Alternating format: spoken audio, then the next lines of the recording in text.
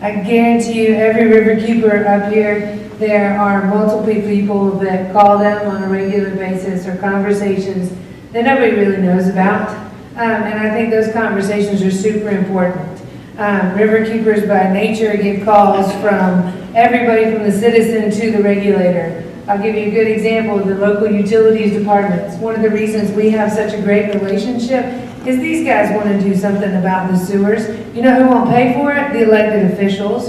So it works really well when there's a big sewer issue that we can highlight it, and then all of a sudden it's really easy to get that funding so they can get the repair, right? So that relationship is not something we need to tout. We don't need to hold hands and walk through the damn legislature together, but we do need to be having conversations constantly.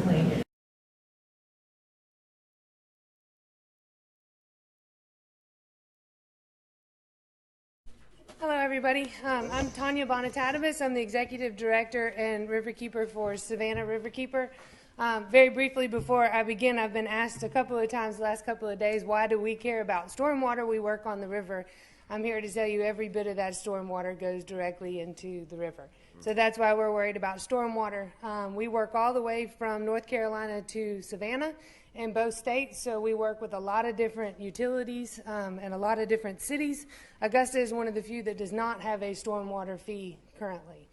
I wanted to tell you guys a little bit about 5 years ago, when we started this process of working with the city. The utilities department at that time actually was not as helpful as I would have liked. There were a lot of sewage issues.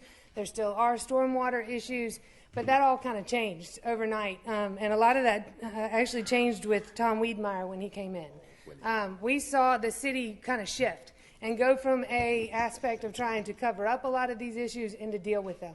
That actually, when we sat down initially, we were getting ready to file a suit very similar to the Chattahoochee Riverkeeper suit against the city of Augusta for its failure with stormwater and sewage.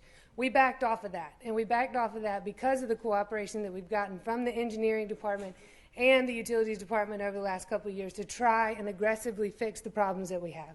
These are not problems that can happen overnight. These are not isolated problems. They happen everywhere. But I did want to tell you a little bit about the Chattahoochee Riverkeeper suit because it should be terrifying. It scares me daily. Basically what happened was the city of Atlanta failed to maintain its sewer systems. They ended up with a Clean Water Act suit against them but with Chattahoochee Riverkeeper, and it was then also EPA got involved. At the end of that suit, the settlement agreement or the consent decree required $2.5 billion worth of infrastructure investment. That is tremendous. That's what happens when you ignore your systems underneath the streets. That's what happens. So I hope that you guys, I wanted to make sure that you guys are aware of this. You are liable right now. You really are. I'm not here